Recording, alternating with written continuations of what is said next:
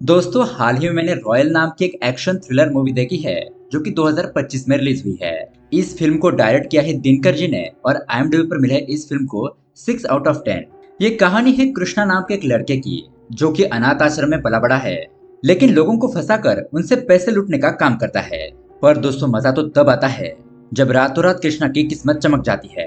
मतलब कि अचानक ही वो रातों रात करोड़ों की संपत्ति का मालिक बन जाता है। नौकर चाकर, बहुत सारी गाड़ियां, आलिशान बंगला, बहुत सारी लग्जरी, ये सब कुछ उसे चुटकियों में मिल जाता है। तो दोस्तों ऐसा क्या हुआ था जिससे कि कृष्णा रातों रात इतना अमीर बन गया, और क्या वो इतनी बड़ी संपत्ति को हैंडल कर पाएगा या फिर कुछ दुश्मन इस मौके का फायदा उठाकर उसे फंसाकर सारी संपत्ति लूट लेंगे। यही देखेंगे हम आज की बहुत ही इंटरेस्टिंग कहानी में। तो दोस्तों अगर आपको हमारे एक्सप्लेनेशन वीडियोस पसंद आते हैं तो वीडियो को लाइक और चैनल को सब्सक्राइब जरूर कीजिए। चलिए शुरू करते हैं आज की कहानी।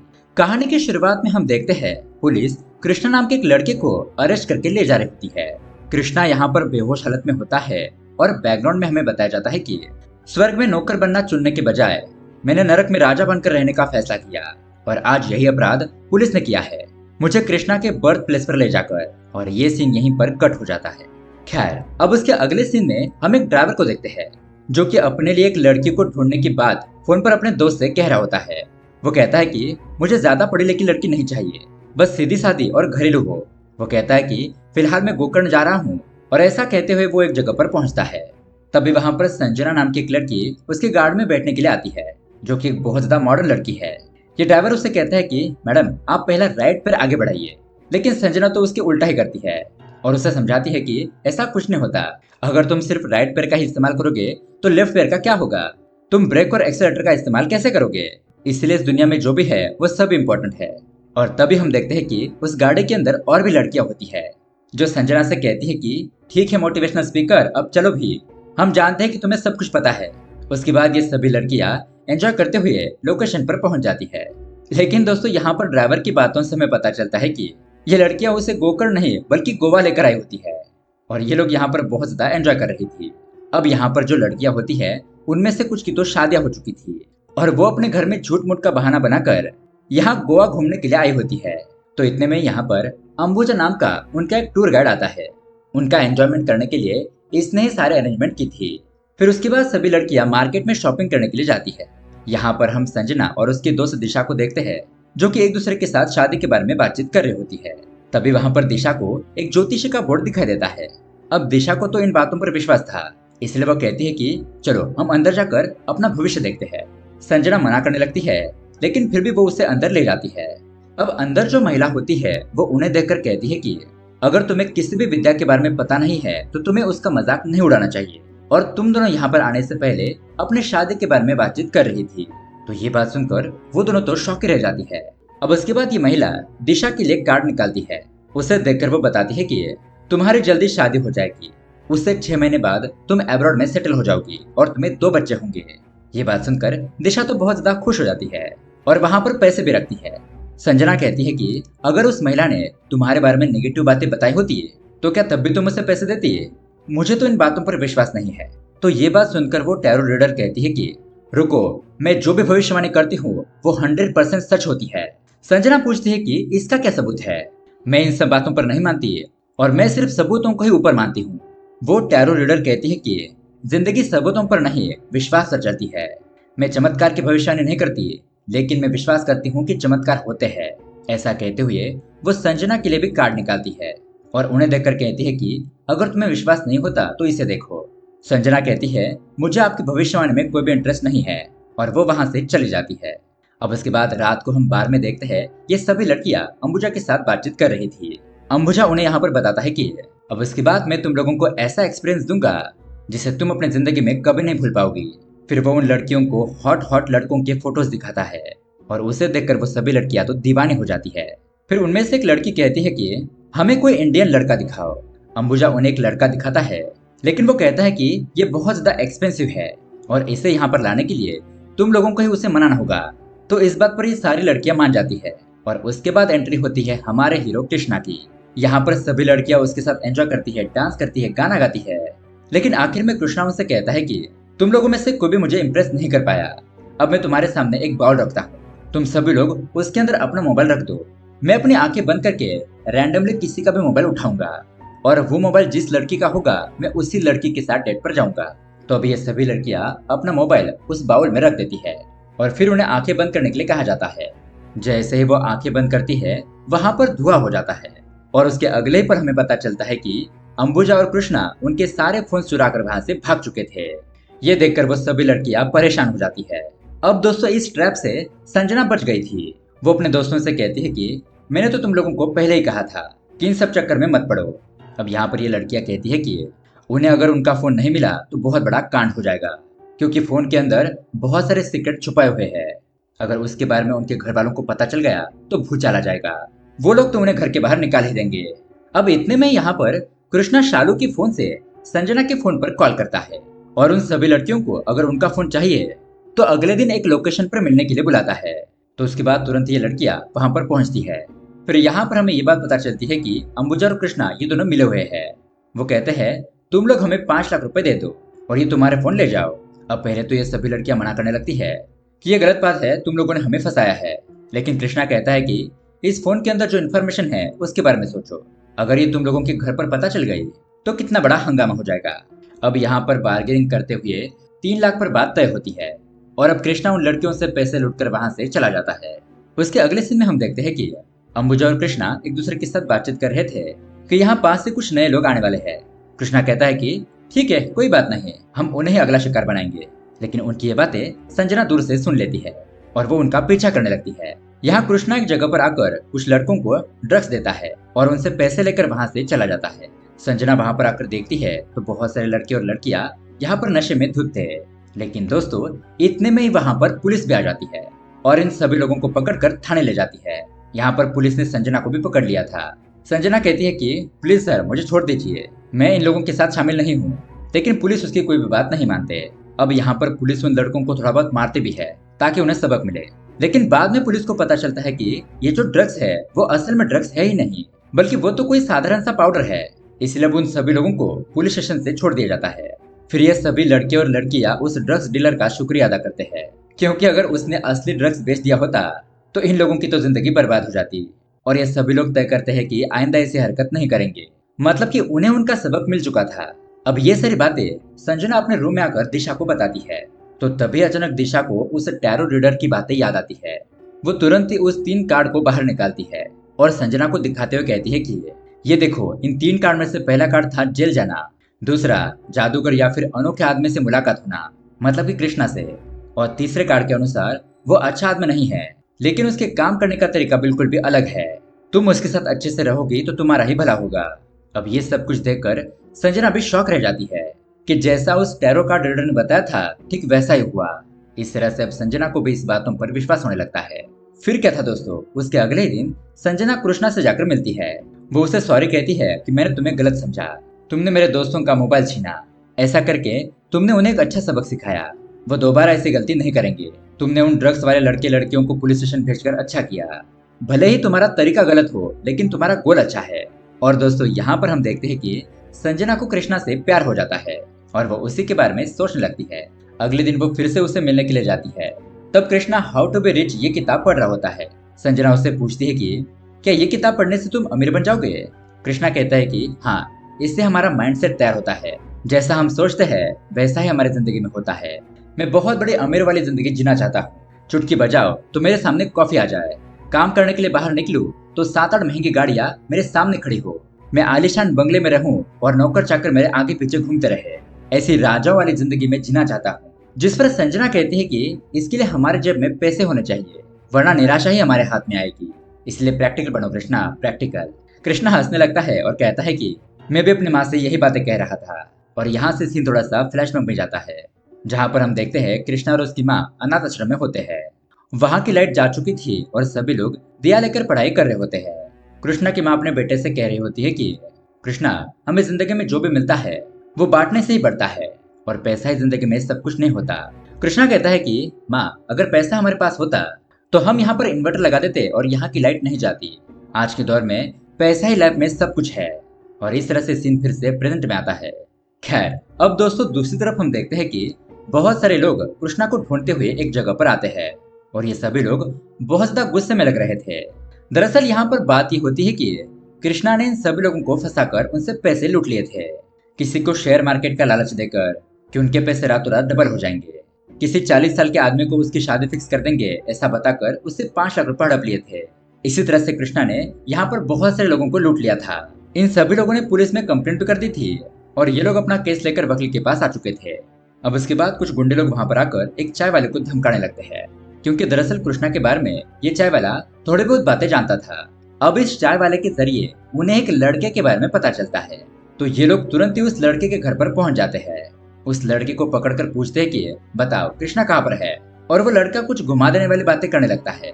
लेकिन जब वो लोग उसे मारने लगते हैं तो उसकी गर्लफ्रेंड कहती है कि रुको, उसे मत मारो, कुछ देर पहले ही कृष्णा का इसके मोबाइल पर फोन आया था, प्लीज उसे छोड़ दो, उसे कुछ मत करो।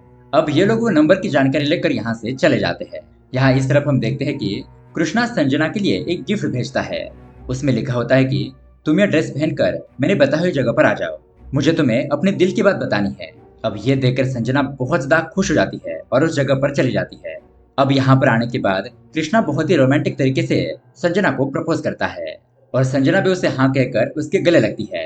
तभी वहां पर लाइट जलती है और बहुत सारे लोग यहाँ पर तालियां बजाने लगते हैं। उसके बाद स्टेज पर कुछ लोग आते हैं और उन्हें गिफ्ट वगैरह भी देते हैं।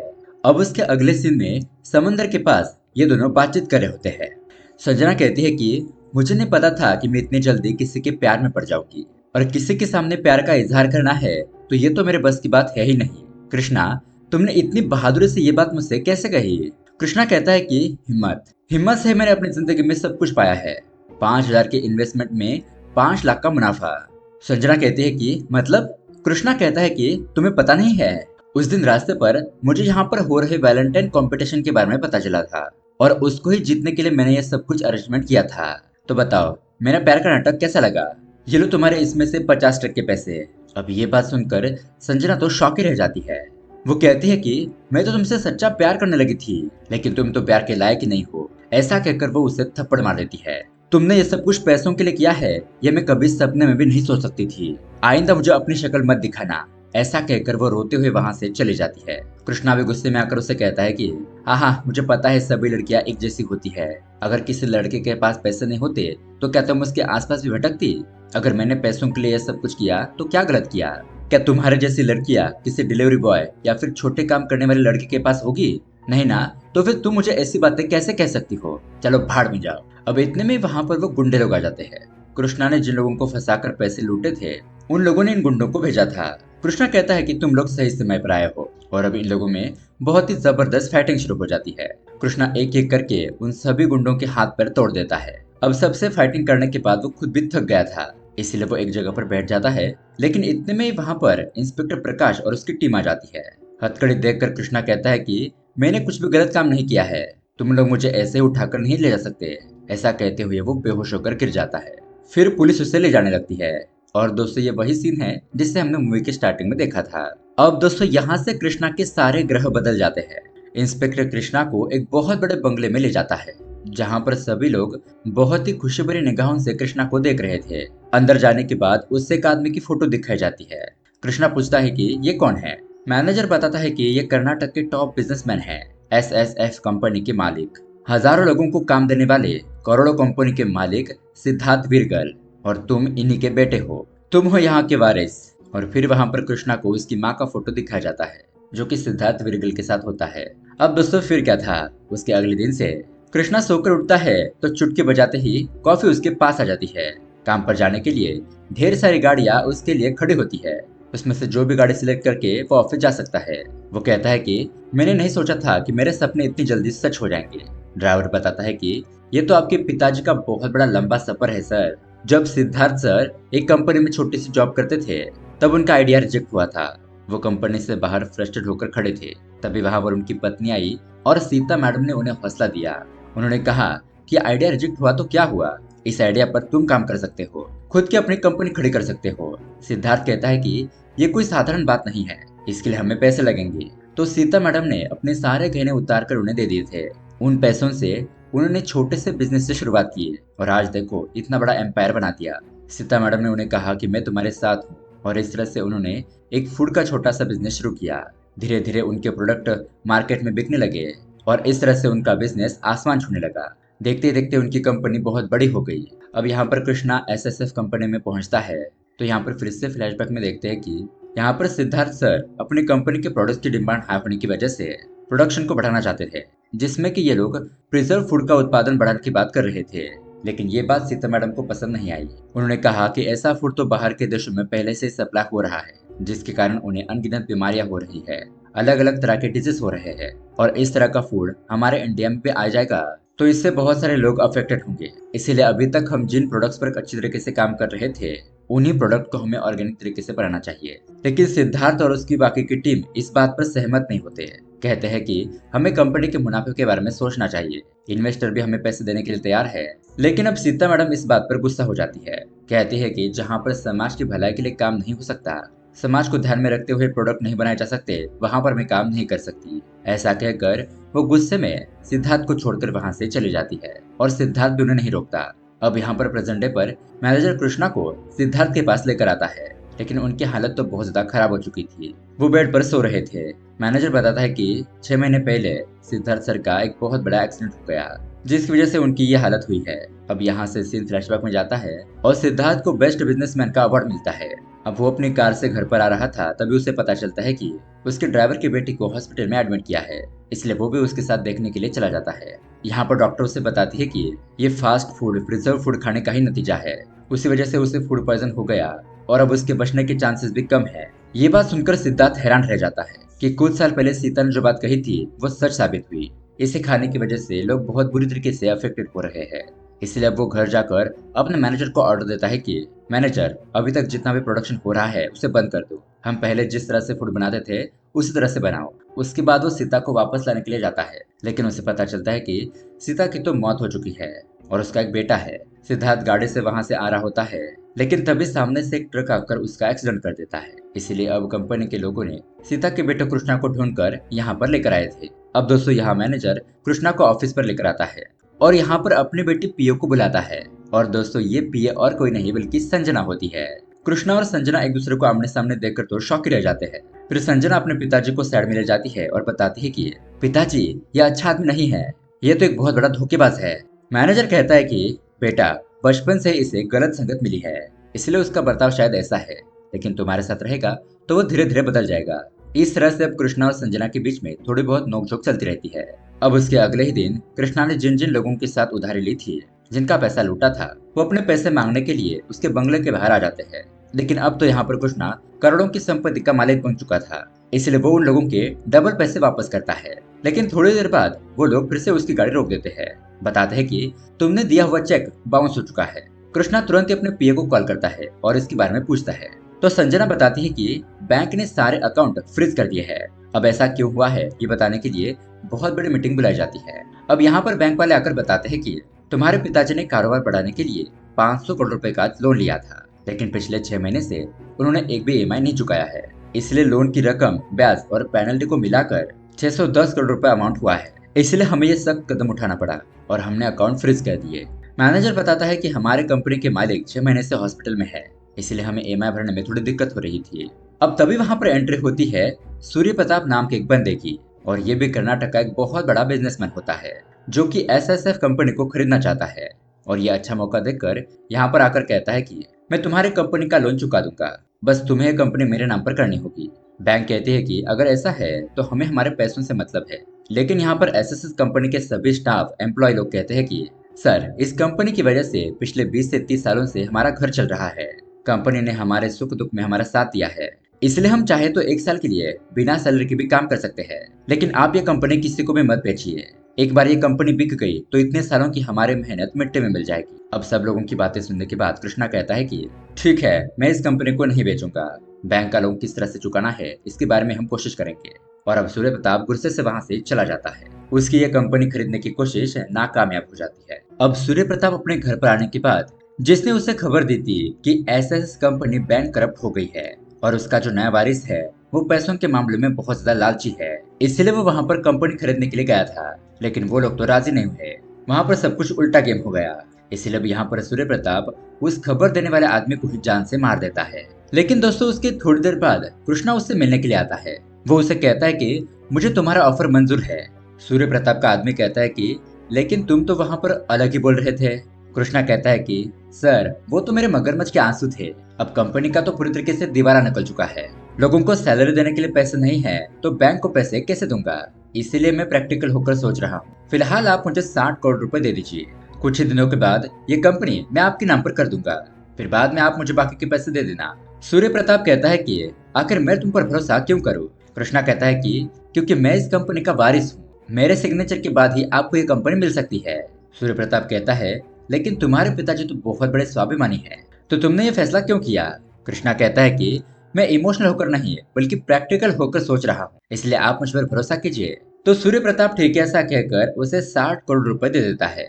उसके बाद क्या था, ये लोग पैसे लेकर बहुत ज्यादा एंजॉय करने लगते हैं। लेकिन अब कृष्णा ने सूर्य प्रताप से पैसे लिए हैं, ये बात कंपनी के लोगों को पता चल जाती है। मैनेजर संजना और एम्प्लॉय बल्लू अंकल कृष्णा को बहुत ज्यादा डांटते हैं कि हमने तुम पर विश्वास किया, लेकिन तुम तो उसे कंपनी बेचने की बात करके आए हो। संजना कहती है कि पिताजी चलो यहाँ से, इस लड़के से बात करने का कोई भी फायदा नहीं है। पैसों के लालच की वजह से ये पूरी तरीके से अंधा हो चुका है। अब उसके अगले दिन सूर्य प्रताप को उसका आदमी बताता है कि सर कृष्णा ने हमारे साथ धोखा किया है। उसने हमारे पैसे लेकर बैंक की किश्त भर दी। तभी वहाँ पर कृष्णा आता है और सूर्य प्रताप के लोग उससे फाइटिंग करने लगते हैं। लेकिन कृष्णा उन सभी लोगों को मारता पीटता है और आखिर में सूर्य प्रताप उसे मारने वाला था तो सूर्य उसे बताता है कि सर बात यह है कि बहुत सारे लोग हमारे कंपनी को खरीदने के लिए बेचैन हैं। अगर लोन का अमाउंट में नहीं भरता तो कंपनी हमारे हाथ से चली जाती है। अगर कंपनी बैंक को सील कर देती तो वो उसे किसी को भी बेच सकती है। इसलिए कंपनी हाथ से ना जाए, और अगर एक बार कंपनी हाथ से चली जाएगी तो वो कंपनी आपको कैसे मिलेगी। और इस कंपनी में 6 लोग बोर्ड ऑफ डायरेक्टर है, उनके सिग्नेचर लेने के लिए मैं बहुत बड़े पापड़ बेल रहा हूँ। लेकिन आप चिंता मत कीजिए, मैं कैसे भी करके उनसे साइन ले लूंगा। पर उसके अगले ही दिन सूर्य प्रताप उसकी कंपनी के 5 बोर्ड ऑफ डायरेक्टर को पैसे देकर खरीद लेता है और इसी खुशी में यहाँ पर पार्टी रखता है। वो यहाँ पर कृष्णा को बुलाता है और एंजॉय करने के लिए कहता है। अब कृष्णा यहाँ से नहीं जा सकता था और बचा था सिर्फ मैनेजर। सूर्य प्रताप को पता था कि मैनेजर किसी भी हालत में नहीं मानेगा, इसलिए वो मैनेजर को मारने का फैसला करता है। कॉल करके अपने एक आदमी को उसे ट्रक से उड़ाने के लिए कहता है। जब ये बात कृष्णा को पता चलती है तो वो सोचने लगता है कि वो मैनेजर को कैसे बचाएगा। अब यहाँ पर मैनेजर और संजना मंदिर में प्रार्थना करके जा रहे होते हैं। यहाँ इस तरफ पार्टी में रवि प्रताप और उसका आदमी कहते हैं कि हम तुम्हें थोड़ी ही देर में एक बहुत अच्छी न्यूज देंगे जिससे कि तुम खुश हो जाओगे। लेकिन दोस्तों थोड़ी देर के बाद सूर्य प्रताप को एक कॉल आता है कि उसका प्लान फ्लॉप हो गया। मतलब कि दोस्तों जब कृष्णा यहाँ पर था तब उसने टीवी पर एक न्यूज देखी कि ट्रक वाले और रिक्शा वाले एक अपना आंदोलन कर रहे हैं। तो वहाँ टीवी पर जो नंबर दिखा रहे थे उस पर कॉल करके वो उन लोगों को बताता है कि तुम्हारे यूनियन में से एक आदमी बाहर ट्रक लेकर अपना काम कर रहा है। तो वो लोग तुरंत ही वहाँ पर जाकर उस आदमी को रोक लेते हैं और वो आदमी मैनेजर का एक्सीडेंट नहीं कर पाता। अब यहाँ से जाते वक्त कृष्णा सूर्य प्रताप से कहता है कि तुम कल हमारे कंपनी में आ जाना, मैं कंपनी के पेपर पर सिग्नेचर कर दूंगा और कंपनी तुम्हारे हवाले हो जाएगी। फिर क्या था, उसके अगले ही दिन यहाँ पर सभी लोगों की मीटिंग बुलाई जाती है, बैंक वाले, कंपनी के सभी एम्प्लॉय और कृष्णा। लेकिन यहाँ पर मैनेजर कहता है कि मेरी जान भी चली जाए तो भी मुझे परवाह नहीं है, लेकिन मैं इस पेपर पर साइन नहीं करूंगा। मैं इस कंपनी को दूसरे की होता हुआ नहीं देख सकता। तभी वहां पर सूर्य प्रताप के आदमी उस बूढ़े अंकल को मारने लगते हैं। कृष्णा कहता है कि सूर्य प्रताप मैं समझा रहा हूँ ना इन लोगों को, मुझे अपने तरीके से इस मैटर को हैंडल करने दो। फिर कृष्णा मैनेजर से कहता है कि देखिए मैनेजर साहब, अगर आपने साइन नहीं किए तो यहाँ पर कंपनी के एम्प्लॉयज को अपनी जान गंवानी पड़ेगी। इसलिए वो मैनेजर ना चाहते हुए भी सिग्नेचर कर देता है और फिर आखिर में इस कंपनी का वारिस होने के नाते कृष्णा उन पेपर पर सिग्नेचर करता है और वो पेपर सूर्य प्रताप को दे देता है। फिर यहाँ बैंक वाले कहते हैं कि जो भी इस कंपनी को खरीदेगा उसे हमारा लोन अमाउंट पे करना होगा। तो यहाँ पर सूर्य प्रताप बैंक को 610 करोड़ रुपए भेज देता है। तो बैंक वाले वहां से चले जाते हैं। लेकिन दोस्तों तभी यहाँ पर आता है बहुत बड़ा ट्विस्ट। यहाँ पर पुलिस ऑफिसर नंदू नाम के एक बंदे को लेकर आता है। ये नंदू बताता है कि कृष्णा सीता मैडम का बेटा नहीं है। सीता मैडम जब हमारे अनाथ आश्रम में बच्चों को पढ़ाने का काम करती थी तो ऐसे ही एक दिन सीता मैडम को कृष्णा रास्ते पर पिन बेचता हुआ दिखाई दिया। उस पर दया कर मैडम ने उसे गोद ले लिया और इसलिए उसका नाम कृष्णा विरगल पड़ गया था। तो पुलिस ऑफिसर कहता है कि सूर्य प्रताप, अगर ये लड़का इस कंपनी का वारिस नहीं है तो अभी तक ये कंपनी तुम्हारे नाम पर नहीं हुई है। अब सूर्य प्रताप को धोखा मिलने की वजह से उसे बहुत ज्यादा गुस्सा आ जाता है। वो अपने आदमियों को कृष्णा को मारने के लिए कहता है और यहाँ पर बहुत ही जबरदस्त फाइटिंग शुरू हो जाती है।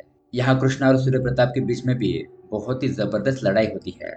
लेकिन फिर सूर्य प्रताप का आदमी कहता है कि प्लीज सर चलिए यहाँ से, हम इन लोगों को बाद में देख लेंगे। इस तरह से सूर्य प्रताप गाड़ी लेकर वहां से भागने लगता है। लेकिन कृष्णा उसका पीछा करता है और उसे कहता है कि इस कंपनी के मालिक सिद्धार्थ मूर्ति का एक्सीडेंट तुमने ही करवाया था ना, अब मैं तुम्हें इसका जवाब देता हूँ। और यहाँ पर उसी ट्रक वाले से वो सूर्य प्रताप को भी उड़ा देता है, जिससे कि उसकी यहीं पर मौत हो जाती है। उसके बाद हम कहानी के एंडिंग में कंपनी के ओनर सिद्धार्थ विरगल को देखते हैं, जो कि हॉस्पिटल से ठीक होकर अपनी कंपनी में आते हैं और मैनेजर से कृष्णा के बारे में पूछते हैं। यहाँ दूसरी तरफ हम कृष्णा को अनाथ आश्रम में देखते हैं और वहाँ पर काम करने वाला नंदू उसे कहता है कि कृष्णा, तुम वहाँ पर आलीशान बंगले में रह सकते थे, लेकिन तुमने मुझे वहाँ पर सभी लोगों को सच्चाई बताने के लिए क्यों कहा कि तुम सीता मैडम के बेटे नहीं हो। कृष्णा कहता है कि मुझे जो चाहिए वो वहाँ पर नहीं बल्कि यहाँ है, और यहाँ पर हमें सीता मैडम की फोटो दिखाई जाती है और ये कहानी यहीं पर एंड हो जाती है। मतलब कि दोस्तों, कृष्णा लालची आदमी नहीं था, उसने कंपनी के लोन को हटाने के लिए ये सब कुछ नाटक किया। तो दोस्तों, ये कहानी आपको कैसी लगी हमें कमेंट करके जरूर बताइएगा। साथ ही ऐसे ही अमेजिंग मूवी देखने के लिए हमारे चैनल को सब्सक्राइब जरूर कीजिए। मिलते हैं अगली वीडियो में। Thanks for watching.